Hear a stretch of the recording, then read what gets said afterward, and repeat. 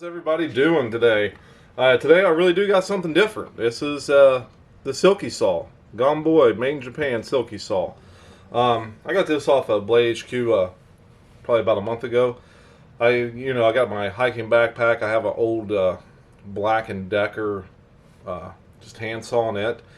And I used it for a while, and I thought, well, I see everyone rave about these, and these are very affordable. I think this version's under 50 bucks, so I thought, heck, I may as well just get one and try it out. I did do a video on it yesterday. I went outside and trimmed some branches and stuff, but the wind was crazy, so I might put that footage up in this. It just, I may block out the noise. I just don't know. I may leave the noise in it. We'll just have to wait and see, but this is a pretty decent item for what you're paying. Under 50 bucks, you get the saw. It comes in this clear sheath. If you look, it does have a retaining clip back here, and this also acts as a closure for the sheath itself. And it's got the belt loop. The only thing I don't know is if that would pull loose or not. I just don't know. I haven't tested that yet. Also has somewhere you could probably tie a lanyard or something to it, but it seems like the more you pull that, the tighter it digs down in there. So it may be fine, but if you just barely touch at it, it comes off. So, I mean, but I would put this in my backpack anyway. I would never, like, carry this outside of a backpack. This is, I believe, the smaller version of the Gomboy. I'm not 100%. I think there's two or three sizes to this, but we'll do a measurement on it just to kind of see how big it really is. But I cut some apple limbs with this yesterday. I trimmed the apple tree because we have meat rabbits and they like to chew on apple tree sapling limbs and stuff. So we chopped them up and cut some smaller pieces and threw in the rabbit cages for them to try to give them some environmental enrichment here during the cold months. But yeah, this is it. This is it. Let's look at how big she is closed here. We'll put it on the 5. We'll go all the way to the edge, and it goes all the way to 14.5. So what is that? 9.5 inches closed. Now this thing is pretty massive open. I couldn't imagine getting a larger one, but if we look, we also have a lanyard hole here, and this material that the handle's made out of is very ergonomic, and it's almost like a soft rubberish type material, similar to what would be on. It feels like what's on the outside of the Grizzly Ridge Benchmade pocket knife, actually. But yeah, if you look at the press button here, made in Japan, M3A.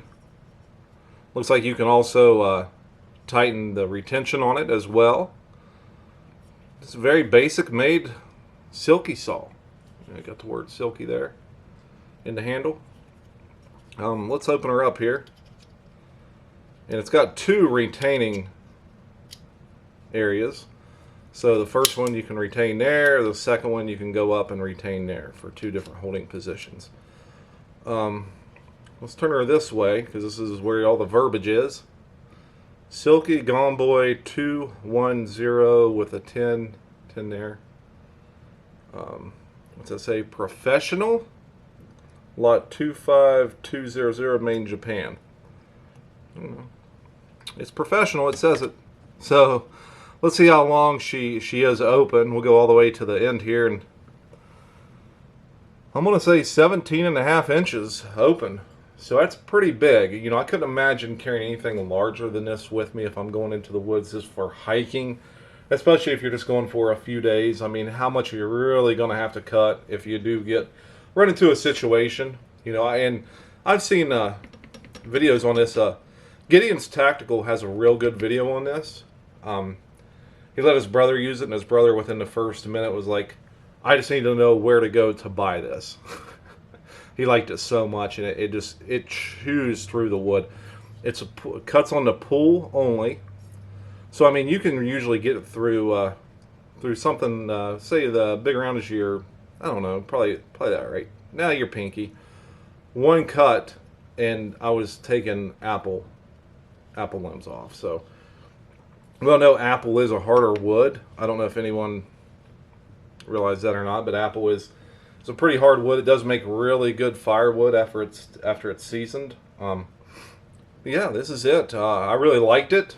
It cut through there very fast. It is something that's going to be in my hiking bag, and I will be taking out on my hikes in case I ever run into a situation where I need it, or if I just want to play around a little bit, cut some limbs, do some batoning, do some feather sticking. It's great practice, and it's just better to be outdoors, man. I'll tell you. You know, I run into some of these people, and they're my age, and they're playing video games. You know, it's okay to do that if you're doing other stuff too, but I mean, I could imagine that being my only hobby. You know, I just got too much going on to be sitting around playing any type of games or anything like that. I did get great news. Jersey Knife Guy, man, guy does so much for the knife community. I actually won his giveaway he was having for the Uncle Henry's, a bunch of decals, a hat, and then a special prize in there as well. I don't know what it is yet, but I did send him my email address. The guy does a lot for the knife community here on YouTube. So if you haven't subscribed to his channel, Jersey Knife Guy, man, it's worth going over there. Him, Boston Blade Reviews, two of the greatest voices on in the knife community. Man, their accents are just awesome. You know, I used to work for people from the East Coast. Main headquarters was in Jersey, and just love spending time with those guys when I go up to New York City and stuff. And they were dandies, man. And Jersey Knife Guy, man, the way he talks, I mean, it just draws you in to keep watching the video because, man, the guy just does so much, and he's so involved, and, you know, he knows everybody else in the knife community. And another good one, Warthog. Man, that guy's collection, though. Holy crap. I've never seen a collection like Warthog's. Tobias, that guy does videos on everything. I mean, Patty's over from Ireland. Patty's Potato Peelers, I think it's the full name. But, man, I tell you, go subscribe to these guys. Give them some love. And a matter of fact, if you're subscribed to me, you're probably already subscribed to them. But I just got to give a shout out to Pete and those guys for what they do for the knife community here on YouTube. It makes it worth doing these videos just to be involved and getting comments from those guys. Man, this makes you feel good about what you're doing. Another thing, I did a short yesterday. I sharpened up this little buck bantam. Well, it's not little, it's kind of big actually, you know, for my buddy at work. And I put a short up on YouTube of me just shaving some hair off my arm and me showing how it goes through a piece of paper. And I took that short and I put it on TikTok. And TikTok flagged it and said I violated their community guidelines. How awesome is that? Just showing someone how sharp a knife is violates the guidelines. I sent in for an appeal because I think it's bullshit, but, you know, we'll see what happens. I really don't care, honestly. It's TikTok. You know, I'm not 13 years old, so it really don't matter to me. But yeah, Silky Saw. Go buy one from DLT. My banner on my YouTube's got short links to... two short links to DLT, just the main DLT page, and then the DLT page. It'll take you to get unofficial, official sponsor of Big J's Knives, Wicked Wax. So yeah, I like to put Wicked Wax on all my blades, different things, just it protects them. So I actually put Wicked Wax on this after I sharpened it, because I did use acetone to clean this, so I put Wicked Wax on it afterwards. And sent my buddy a video of that same video of me cutting through stuff, and I think he'll be surprised on when he gets it back. So yeah, Silky Saw. I may put the footage in here of me cutting stuff with it. I may not, just because of the wind, but oh well. It's okay, Callie. My golden retriever's going nuts, and I don't know why. All right, like, subscribe, leave a hate comment.